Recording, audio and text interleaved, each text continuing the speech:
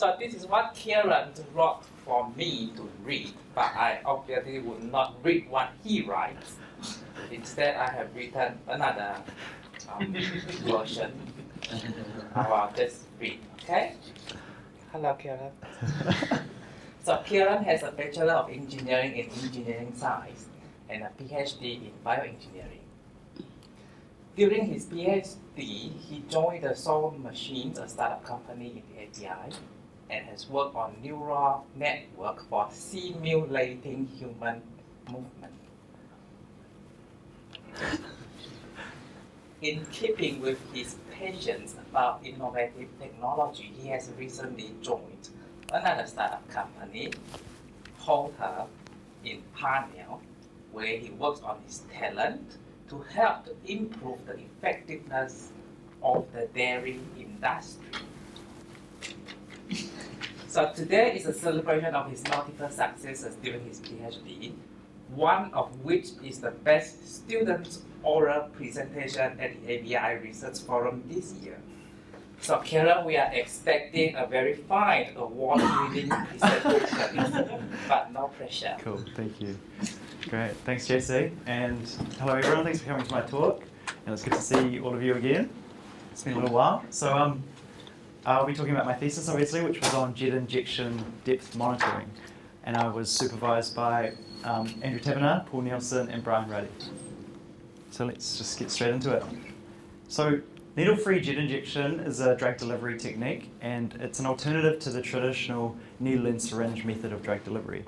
What we do is we pressurize a fluid and eject it through a small orifice, and the orifice is typically 0.2 millimeters in diameter, and we can reach speeds at up to 200 meters per second. What this allows us to do is to penetrate through the dermis and into the underlying tissue, and it's without the use of a needle at all. And this has many benefits over traditional needle and syringe techniques, one being the reduced pain, another being reduced fear of needles, which leads to non-compliance typically. In our instrumentation lab at the ABI, we specifically use an injector that's based on a voice coil motor to drive the injection. So what we have is that we can apply a varying current to the coil, and that changes the force applied to the piston and therefore the pressure in the fluid. And what this allows us to do is have very accurate control over the jet velocity that comes out. Why this is important is because what we typically do in jet injection is transition between two phases. We start off on a high speed phase, initial phase, and that causes the jet to penetrate through the tissue, and then we back off the jet speed, and that induces dispersion, allowing the jet to stop penetrating and allowing it to disperse at the depth. What you're seeing on the bottom here is an example of these two phases, and the effect of these two phases, and this is taken from a high-speed X-ray imaging system, which I'll talk about shortly. So jet speed control is possible using this device, but controlling the actual depth in a given piece of tissue is much more difficult. This is because of the variability we see between injection sites. The mechanical properties of tissue varies greatly between people and even between injection sites on a given person. And so we can control this transition, but we don't know when to transition, basically. And one approach to achieve this is to develop a predictive model. What we could do is try and estimate mechanical properties, and then we could prescribe the parameters that we need to get a given depth. But this can be quite difficult to figure out the mechanical properties of tissue like just before an injection to a degree like that's acceptable to control an injection. And so people have tried to do that in the past, but we have taken a different route here. Instead of trying to predict where it will go, what if we just watch where the injection goes and then just feedback control our motor? So if we know at any point in time where the injection is, then we can stop our motor when we reach the desired depth. It sounds easy in theory. In practice, it's difficult because of the tight constraints we have on the problem. We're dealing with requiring approximately 15 millimeter imaging depth, and we require about a 1 millimeter depth resolution, and the whole injection occurs in approximately 20 milliseconds, which means we need a 10 kilohertz measurement bandwidth. We need to be able to estimate the depth in approximately 0.1 millisecond intervals. It also needs to be non-invasive. And so during the first year of my PhD, the provisional year, I explored a few different options, and the most promising that came out of that was this idea of using diffuse optical imaging. The idea of this is shown in the diagram here. What we have is an injection with a laser beam coupled into it. The idea is that the jet clears a path for the laser beam to travel, and then it impinges at the bottom of the jet, backscattering the light to the surface. If we measure the surface light distribution, then we should be able to infer where, using an inverse model, we should be able to infer where or how deep the effective light source is, and therefore how deep the injection is. So it sounds nice, but in reality, when you're first approaching this problem, there were a lot of unknowns, and we didn't know at all whether it could work. And so I sort of addressed 5 questions throughout my thesis. My thesis wasn't broken down exactly like this, but there were 5 main questions that we had starting out. And so first of all, we didn't actually know whether we could get a laser beam into the jet. How practical is it? How feasible is it? Does the light source actually even descend with the jet? Is the problem of, or thirdly, do we have enough information in that surface profile to recover the depth? And that's kind of the identifiability of the problem. And then can we apply that to a jet injection? And finally, if all of this worked, then estimating the absolute depth of an injection is not super useful in itself. We actually want to know whether we're in the fat or the muscle usually. So injections like hormones such as insulin would need to go into the fat, and a vaccine would need to go into the muscle. So a clinically useful outcome would be to be able to distinguish between an injection into the fat versus an injection into the muscle. So just for a little bit of background on the current methods we have of measuring where injections go, we can use phantom media like polyacrylamide gels. This is a clear hydrogel, and this allows us to obviously visualize an injection using high-speed imaging, for one example. But there are mechanical properties that don't quite line up with how tissue behaves under an injection. So usually the best ex vivo model is porcine skin tissue. And again, we can use dye to visualize the injection bolus, or we can use a radio-opaque injectate, and we can do a 3D reconstruction using micro-CT. However, these are only snapshots of the final state of the injection. The current gold standard for measuring the dynamics of an injection into tissue was a system called a high-speed X-ray imaging system. And this was developed by our collaborators at MIT University by Professor Ian Hunter's group. And what it involves is having a X-ray source that sits behind the tissue sample, and it beams X-rays through the sample and onto a scintillation plate to convert that into light. We can then image that light with a usual visible light high-speed camera. And what this allows us to do is to visualize injections into tissue at approximately 2,000 frames per second, or up to 2,000 frames per second. And so this is really good for benchtop research questions, but it's not something that could practically be put into a clinical device. So that was the background for jet injection. For the other side of things, our modality of choice here, we have the full sort of formal name for what the modality is spatially-resolved diffuse optical imaging. And in its simplest case, we're dealing with a scenario here. We have a scattering medium, and it's usually assumed to be semi-infinite and homogeneous. And then we have a point source of power P, and it's at a depth D.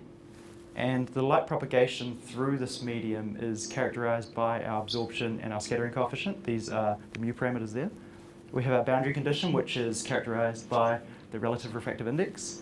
And what we're measuring, what we're getting at the surface, is the reflectance profile, which is R as a function of radial distance. It's usually assumed to be axisymmetric in this case. It would be.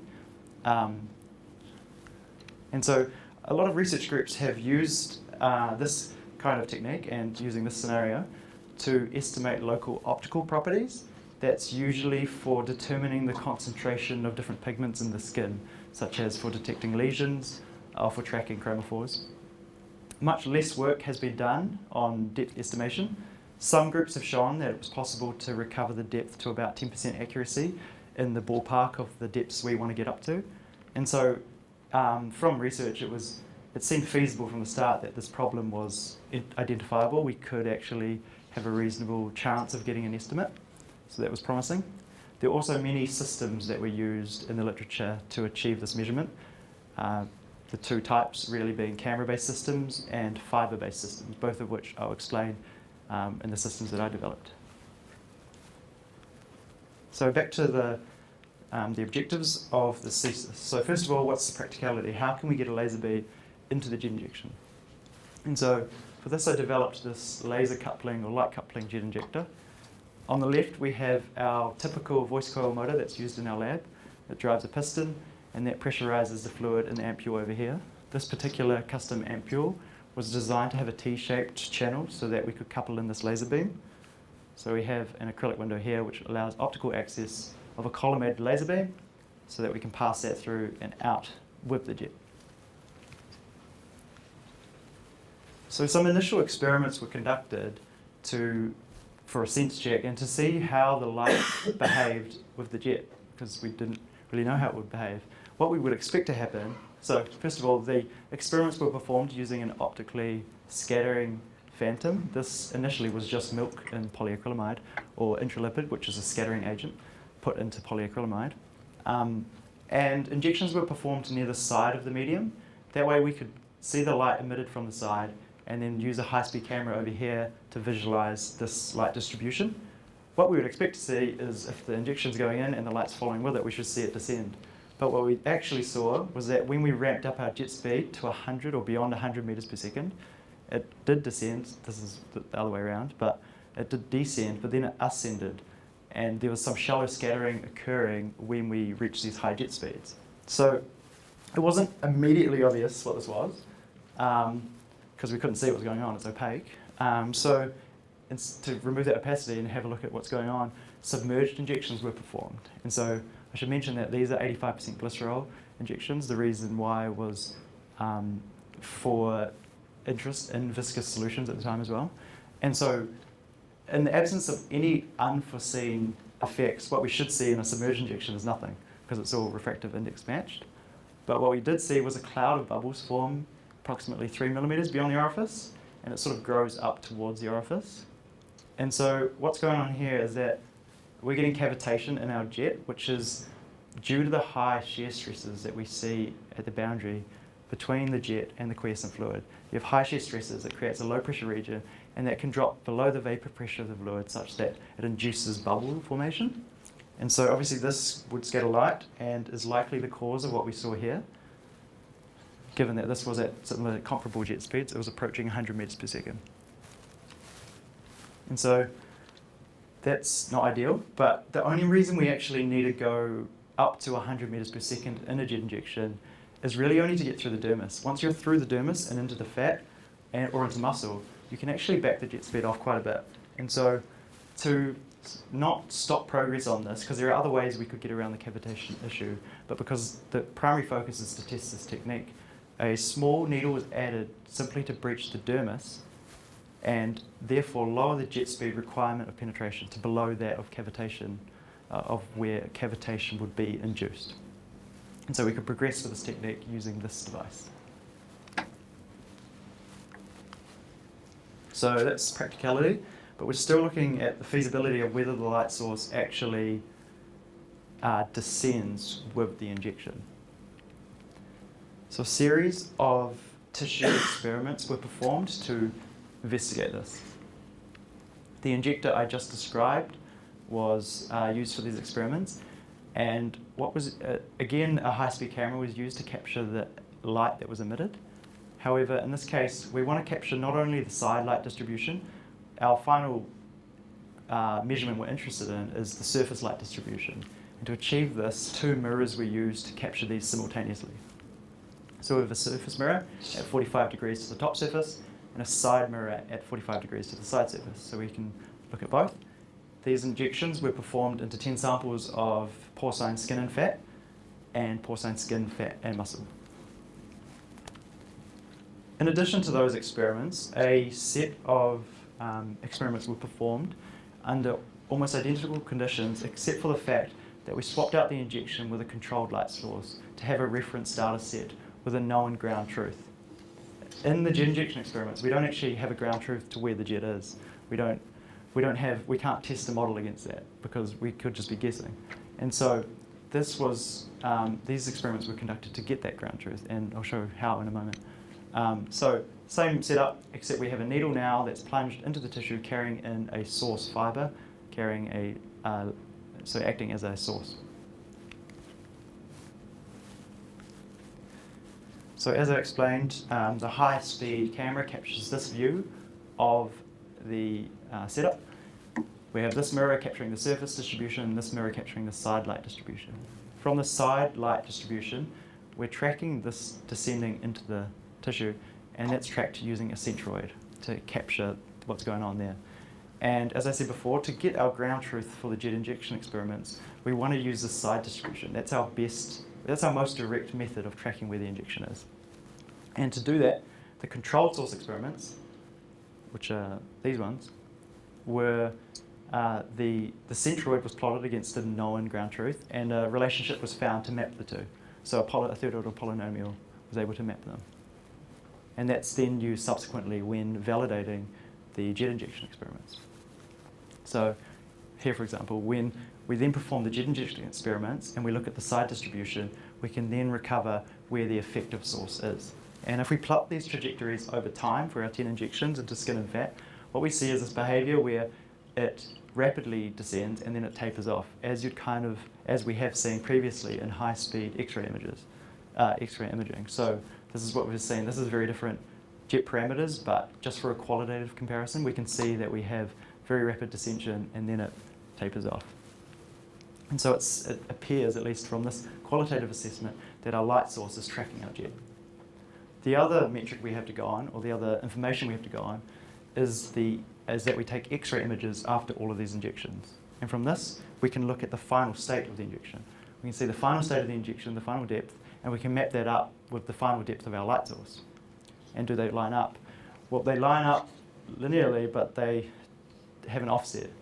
And so it's promising that they all were linearly correlated, but the offset is likely due to the fact that while the injection is occurring, the tissue underneath it is compressed. And so you have an increased effective light source depth, when in reality the injection actually relaxes up a bit higher. So it appears that the light source descends with the injection. The next issue to solve is whether we can actually recover source depth from the surface profile.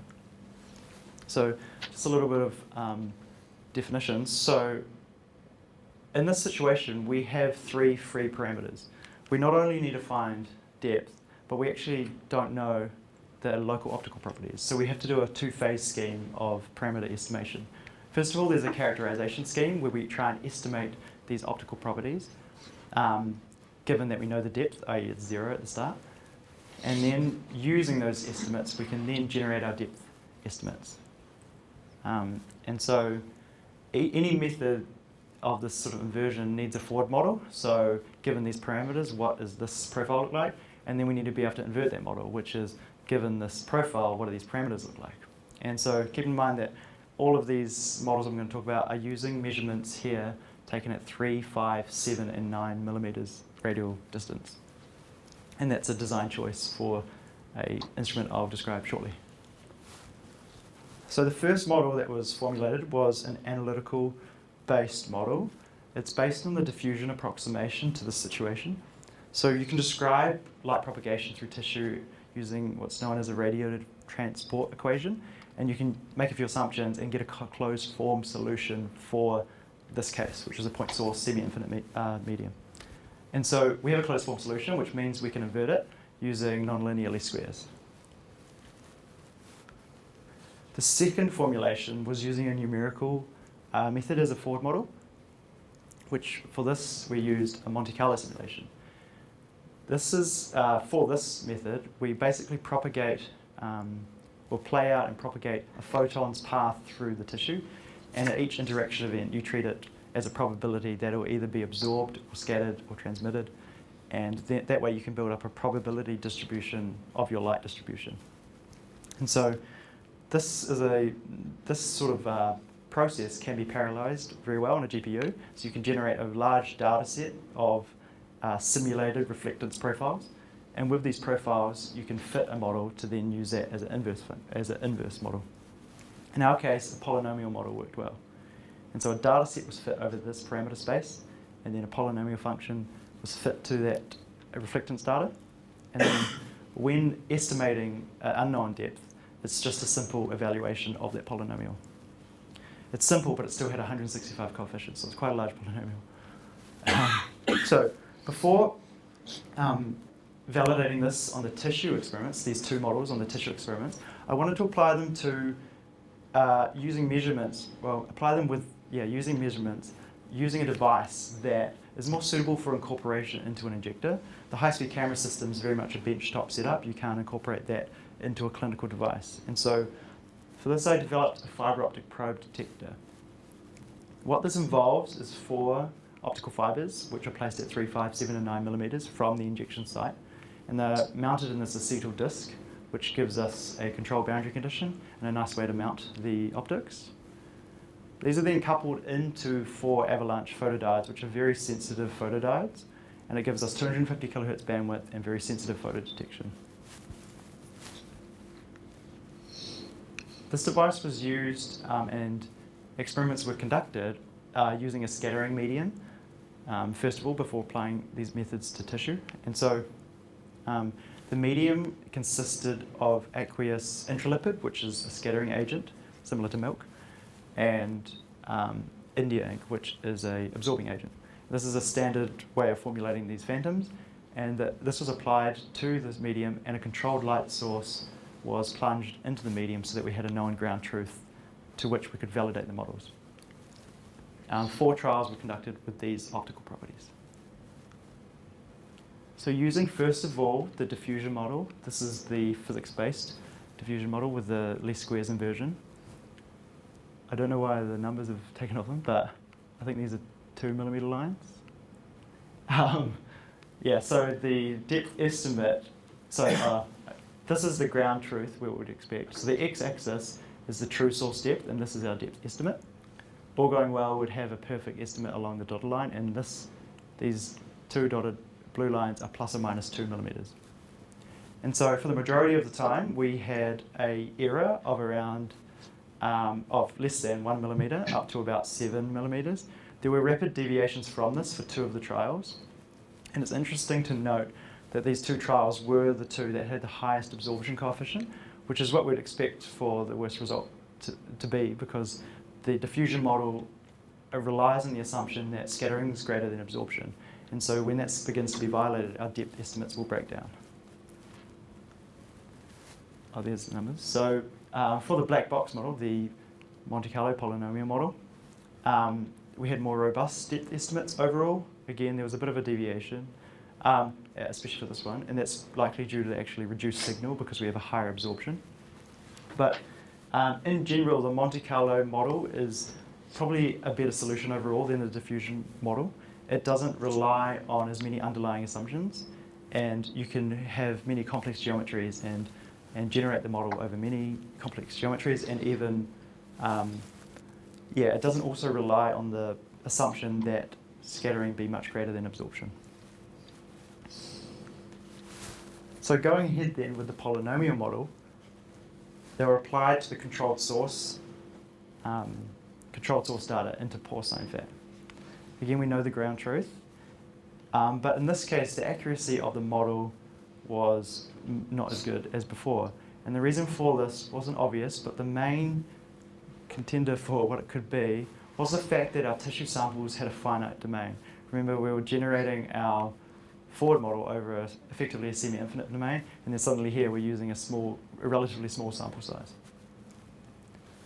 However, so in order to test this, I generated a Monte Carlo simulation over a finite domain to apply the model against.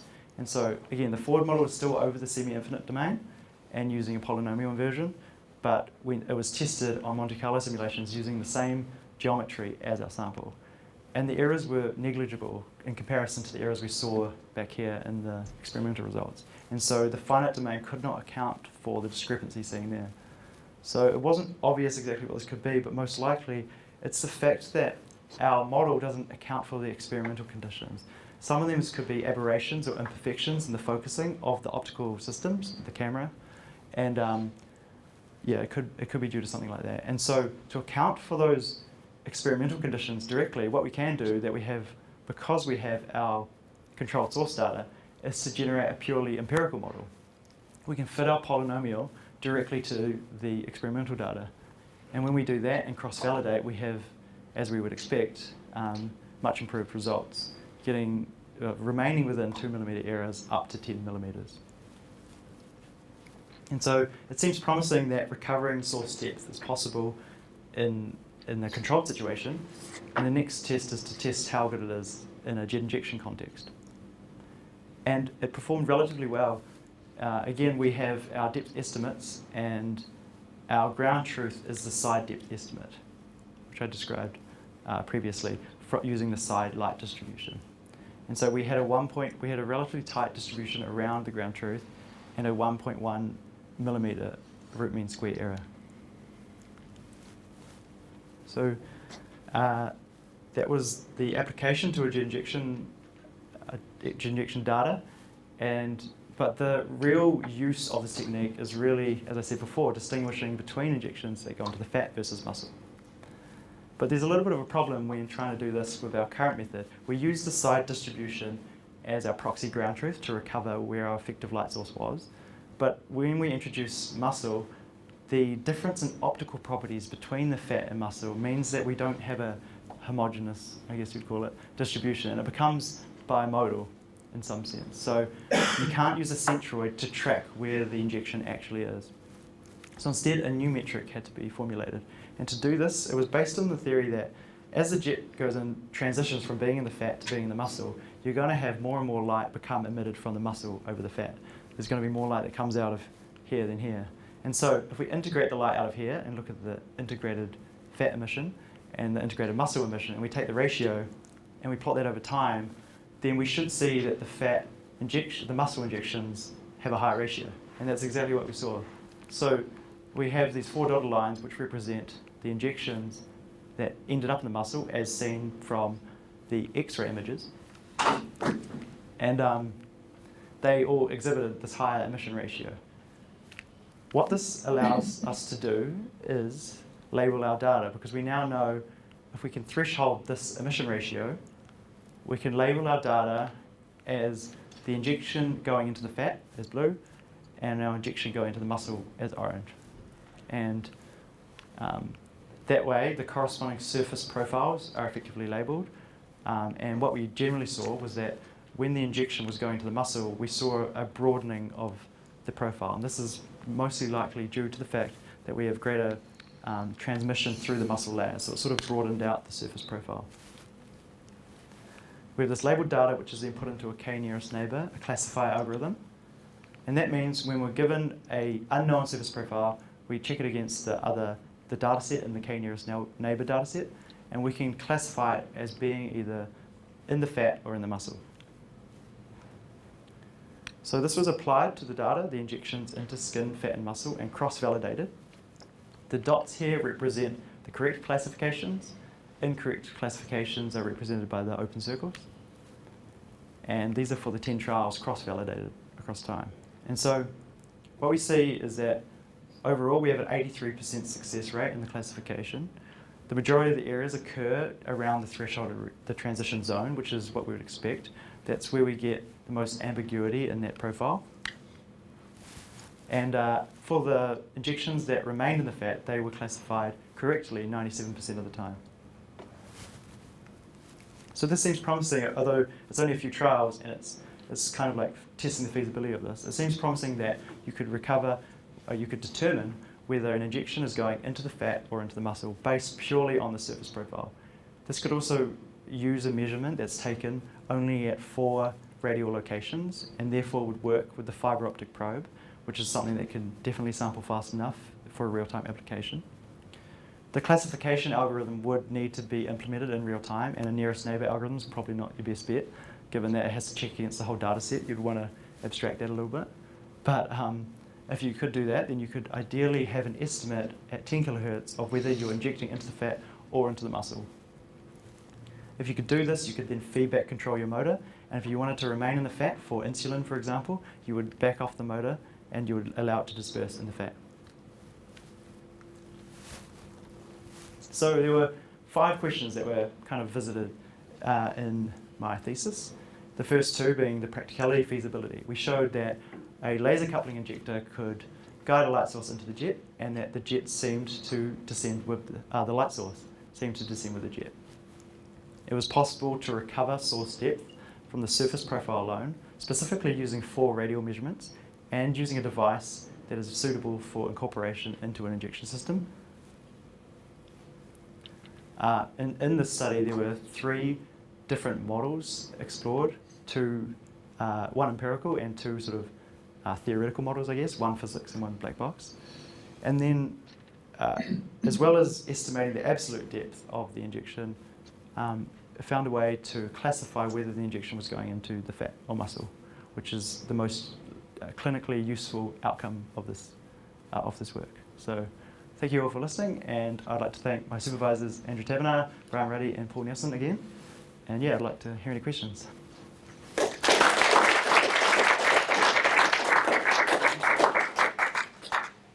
Question.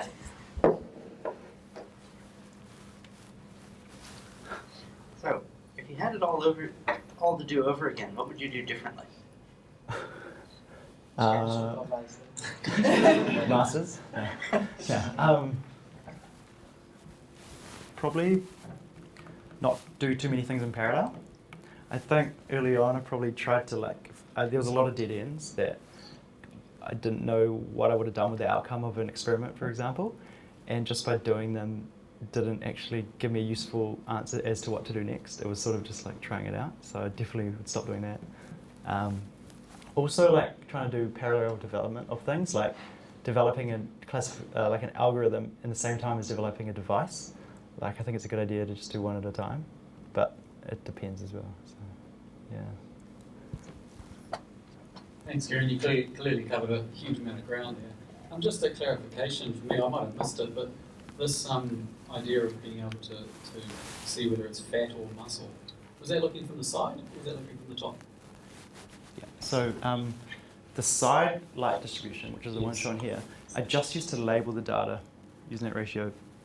What's used, the inputs to the classifier are measurements of the surface. Okay. Yeah. So when you have fat and muscle, then does the source that estimation still works for that, or is it basically one or the other? Yeah, good question. There's no real way of validating it because of this thing. So the only way I could validate the absolute depth estimation was doing the centroid and then mapping that to the effective source depth.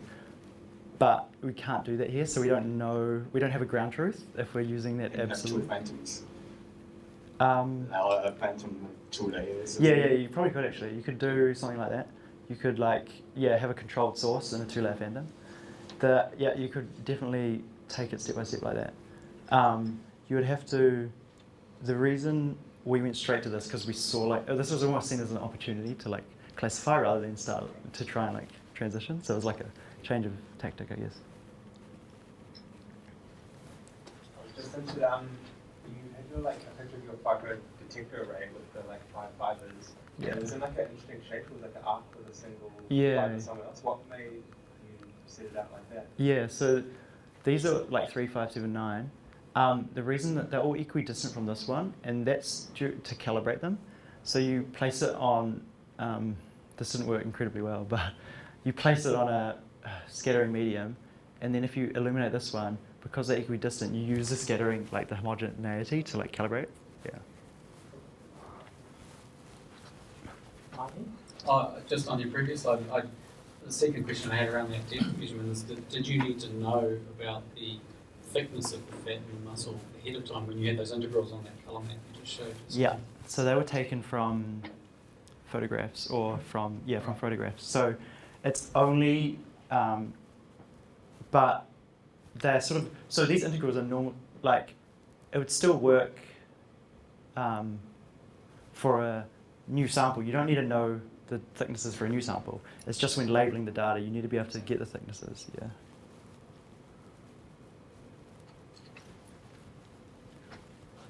You mentioned at the beginning the issue about cavitation. and so you couldn't use I guess a true needle-free injection method. Yeah. And you had a needle for these applications, right? Yeah, yeah. So do you have any ideas on how you could have a true needle-free system Yeah. that allows you to use this optical light scoping method to measure it? Yeah, one way could be to like sort of transition between the two. So you go high speed to penetrate, and then back up the speed to look, because you're sort of blind when you're going at full speed, in a sense. And then back off to look, and then go high speed again if you have to. And so you could just do enough to get through the dermis, and you'd be clear in the clear after that kind of thing. That's the idea. But like doing that in parallel with this, you wouldn't know what's going on. So that's the reason for just getting around that. But yeah, could be a tricky one. What about the dermis? Knowing if you're in the dermis? Yeah. Could you use it to tell if you've gone further than the dermis? I think that's It would be tough, I think, given the like sort of error ranges we're dealing with here is as thick as the dermis already. So particularly near the surface, it's a little bit, the estimates when you're close to the surface tend to be more off as well. So you didn't see something like this though, where your ball of light starts completely changing shape around the boundary of the dermis and the fat? Nah, it seemed that and I think some people have treated skin and fat as just homogeneous as well. They seem to, even though you can have like much more melanin, for example, in the skin, because it's so thin, in some applications you can just treat it as homogeneous. And so didn't really see that, definitely not compared to fat and muscle. Yeah. Last question, back row.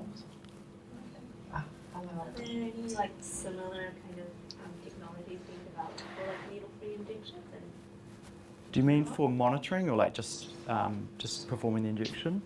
I don't know. All right, yeah. So for monitoring, not that I know of, I think people have tried to mostly predict where the jet would go. I don't think there's been other stuff, but then in terms of injection technologies, there's been quite a lot. It's been around for quite a long time. So early ones in the like 1930s were gas-powered and spring-powered, and we still have spring-powered ones today that are quite common, probably the most common on the market. So motor-based ones are probably the rarest, one of the rarest at the moment. And that's the one that you're doing? Yeah, that's right, yeah. Most injections in the human population occur in children. Yeah. Where the skin is soft, hairless, Yeah, yeah. not wrinkled and dry, etc. Yeah. Did you use piglet skin, or were these adult pigs? They were 3-month-old, so they were, I don't know what that is in the life cycle of things, but they're pretty big. But in terms of hair, so first of all, 3-month-old was supposed to be the best model for human skin, my understanding is. And in terms of hair, they were relatively hairless, but yeah, it varied a lot. But yeah, they're relatively hairless in our ones. What part of the pig are you using? It's the abdomen, and the upper torso, and sometimes lower abdomen. Yeah. So unless you're getting a rabies shot, which you get in the abdomen, I understand, you were using quite different parts of the creatures, but not different parts of the pigs, but different from what a child or you or I might get. A child might, but for something like insulin, you get quite, it's like a belly injection or a thigh, you'd get comparable, I think, fat layer for an insulin injection. But yeah, even with children as well, a lot of the injections, like I think tetanus, has to be directly under the skin, which is difficult as well. It's like a completely different, they slide the needle sort of almost parallel to get it under the skin. So yeah, there's...